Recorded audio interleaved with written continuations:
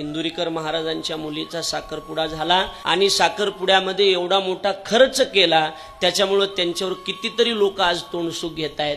अरे जी तोंडसुख घेणारे माणसं आहेत ना, मला वाटते त्यांना मुलगी नसली पाहिजे।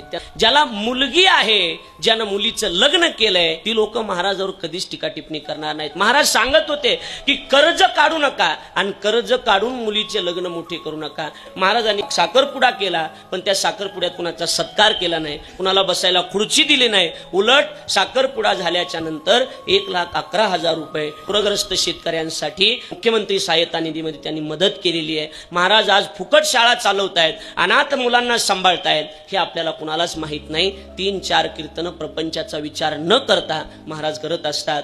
एखाद्या बापानं मुलीचं कर्तव्य पार पडलं तर त्याच्यात काय चुकलं सांगा? काय चुकलं? काही चुकलं नाही। आम्ही सदैव महाराजांच्या सोबत आहोत, आपणही त्यांच्या सोबत असलं पाहिजे।